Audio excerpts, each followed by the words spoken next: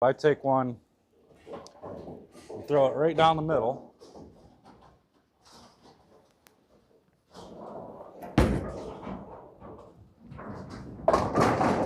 It does that. That's what we want to avoid, is leaving a split just like that. Hey guys, J.R. Raymond back again at the Training Center in TurboTech in Chesterfield, Michigan. Today we're going to talk to the beginners, the very first time bowlers who maybe don't quite know that you're supposed to try and learn to curve the ball to get your scores to go up. So we're going to teach you when we get back.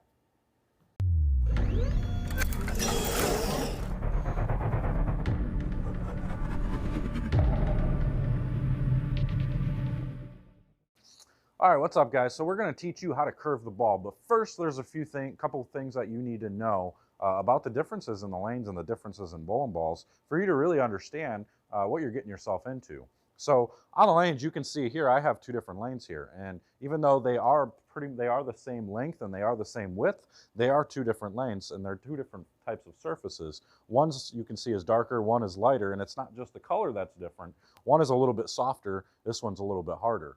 They are called they're called a synthetic lane, so more like an artificial lane made out of like a plastic almost. Whereas back in the day, you used to see nothing but wood. They were made out of wooden boards all the way down, and then you would see these guys would cut them down and smooth them out, put a lacquer on them, and sometimes even put these clear coats on them to make it to where they'd protect it. And then they invented this stuff they call oil. Now, all these lanes that you see everywhere you go bowling, even if it's just once or twice, it doesn't matter how many times you go bowling, wherever you go, you're going to see an oil. So if you step over that foul line, the lanes become really slippery. And the reason that oil's there, it was always meant to protect the lanes.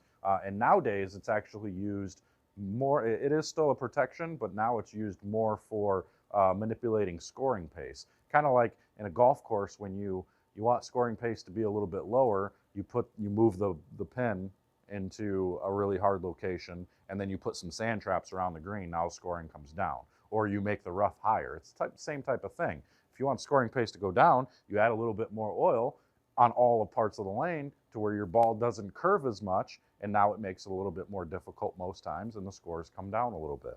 So in order to get better at this game, we got to learn how to curve the ball, because curving the ball makes the ball go into the pins and hit those pins so much harder, gets them spraying all around so that way they connect with other pins and make them fall, rather than just throwing it right down the middle and watching it just push the pins straight back and leaving splits constantly. So maybe you're one of those people who go bowling once or twice a year with your friends and you just kind of chuck it down the middle of the lane and hope for the best. Maybe you want to get a little bit better and learn to curve the ball the proper way, or even just a beginner way. So we're going to take a look at this, but the next thing you need to understand is that bowling balls are different. So we have a couple different types of bowling balls. There's plastic balls, and then we have urethane balls, and then we have reactive resin balls. Now let's think of them like snow tires, or regular tires for that matter. If you have a tire on your car that is super bald and doesn't have any traction on it, it's going to spin in the snow or wet surface. That'd be the equivalent to a plastic ball out on the lanes with the oil. They are a super smooth surface. They don't really have any teeth in them. They just kind of spin in the oil and they go pretty straight for the most part. You can get them to curve, but you have to throw it slow and you got to get it to find friction, which is where the oil is not. And then we have a urethane, which would be more like a normal tire that you would have on your car that just has little studs on them. It does see traction a little bit through the oil, but not a ton. It just kind of gives you that small little bit of traction there and a little bit of curve.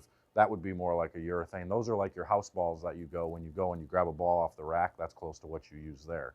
And then you have your reactive resin bowling balls, which is like a snow tire that has chains on them. These things, they dig into the snow and they curve, and they have no problem making traction out in the snow. That would be the equivalent of a reactive resin ball.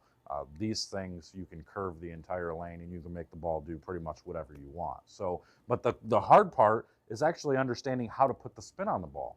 So how we do that is by, sometimes some people just don't use their thumb and they just put their fingers in and they just kind of spin it off their hand and they get it to curve that way. That's okay. If you want to do it that way, go for it. That's fine. But how do we do it if we actually want to put our thumb in the ball and have a little bit more control? Well, what we need to think about is, by coming up here to the foul line, if I'm going to curve the ball, it's almost like a rotation.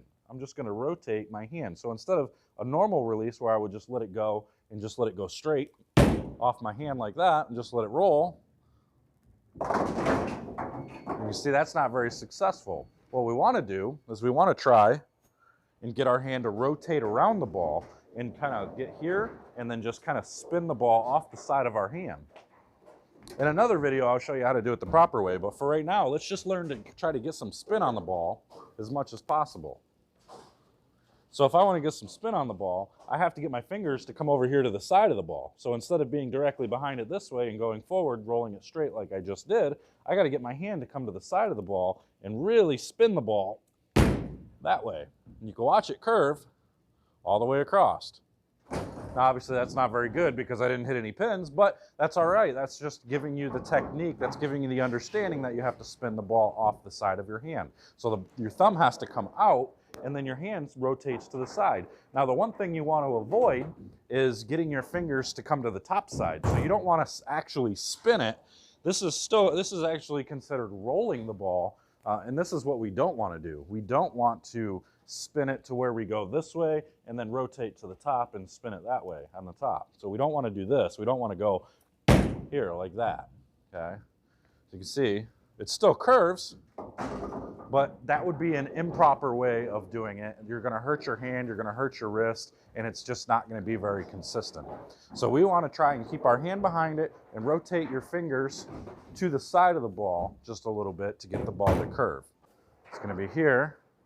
We're going to be off the side. We're going to spin it off our hand, and it's going to spin, and it's going to hook to the left, just like that. Now, obviously, the objective is to hit the pin that's closest to you, the one in the front. You want to hit it into the pocket, but this is just a way for you to go bowling and to try to get a little bit better at just spinning the ball and getting it to rotate, so that way when you throw it into the friction, it curves all the way back, and you can hit the pocket, and you can knock down more pins. So if I throw it down the middle, let's see if I can hit the middle. If I take one, throw it right down the middle,